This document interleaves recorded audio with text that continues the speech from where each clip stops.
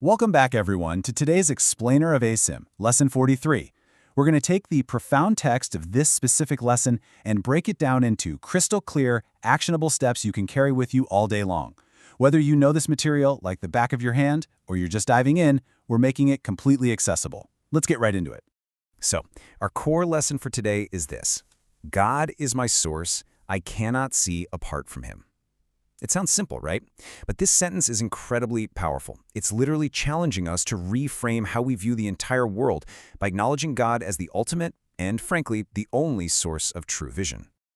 To make sense of all this, here is our roadmap.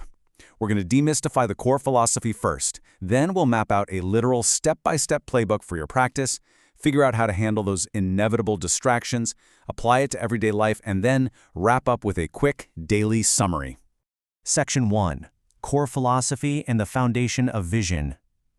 Understanding the difference between perception and knowledge is absolutely crucial here. The text sets up a really stark contrast. On one side, we've got knowledge, and according to the text, knowledge is the realm of God. It's flawless. It's what true vision actually is. But then, on the other side, we have human perception, and the text explains that perception is definitely not an attribute of God. In fact, in God, you can't see, because perception just doesn't exist there.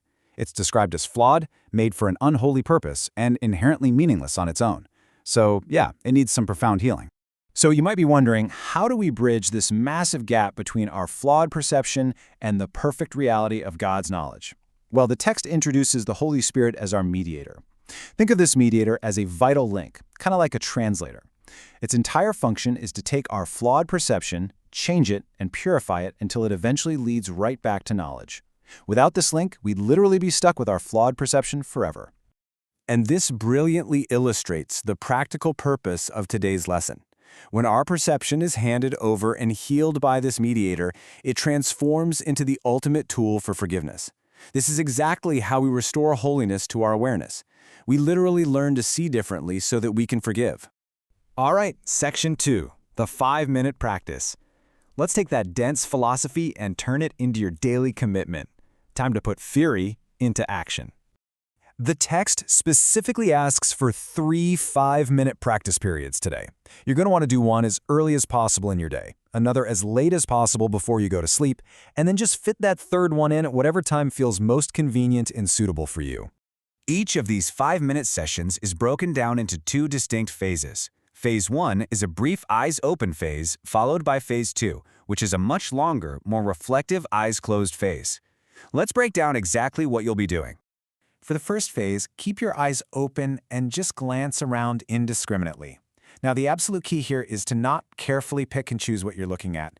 No self-directed inclusion or exclusion. Just randomly apply the idea to 4 or 5 things you see.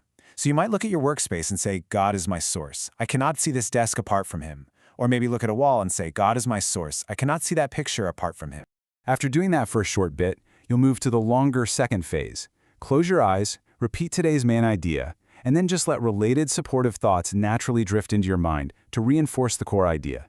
Let your mind gently play with concepts like, I see through the eyes of forgiveness, or I see the world as blessed. These thoughts don't need to have a perfect, obvious relationship to the main idea. They just shouldn't be in direct opposition to it. Section 3. Handling distractions. Let's be real. Staying perfectly focused with your eyes closed for 5 straight minutes is tough. The text totally anticipates this and gives us a direct troubleshooting method. So what happens if your mind wanders? What if you suddenly realize you're thinking about what's for dinner, or completely opposing thoughts pop up, or maybe your mind just goes totally blank during that eyes closed phase? To keep you from getting stuck in long periods of distraction, the text gives us a foolproof reset button. Step 1, open your eyes immediately. Step 2, repeat that initial exercise. Glance around, use the desk, the picture, whatever's nearby, and apply the idea to them. Then Step 3, close your eyes and try the second phase again. You can return to this visual first phase as often as you need to prevent yourself from getting lost in irrelevant thoughts. Moving on to Section 4, daily use. Because beyond those 3 dedicated sessions, you're going to integrate shorter practice periods throughout the rest of your day. Whenever you're around someone else today, try to apply this. Whether it's a close friend, a family member, or literally a total stranger walking past you, try to remember to silently say to them, God is my source. I cannot see you apart from him. Try your absolute best not to make distinctions between people. Everyone you encounter is a subject for this healed perception. You'll also want to use a variation of the phrase for any specific situations or events that pop up today. The text specifically notes that you should apply this to anything that causes you distress. So when anxiety or frustration hits, take a breath and silently say, "God is my source. I cannot see this apart from Him." And hey, if nothing particular is happening, just gently repeat the original idea to yourself as you go about your day. Section 5. Daily Summary. Let's do a quick review of your practice checklist so you're totally prepared. So, to sum it all up, for your long practice, you're doing 3 sessions today, early, late, and convenient, for 5 minutes each, mixing those eyes open and eyes closed phases. For the short practice, silently apply the specific phrases to people you interact with and any distressing events. And the overall general rule for the day?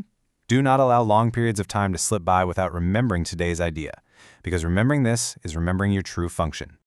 To bring it all together, keep this main lesson firmly planted in your mind today as the ultimate key to purifying your perception. Just keep reminding yourself, God is my source. I cannot see apart from Him. If you found this explainer helpful for organizing your practice, please hit that like button and subscribe. But right before you go, ask yourself this. If you truly commit to these short practices today, how drastically will it change the way you look at your biggest challenges tomorrow? Have an absolutely wonderful day of practice, and we'll see you for the next lesson.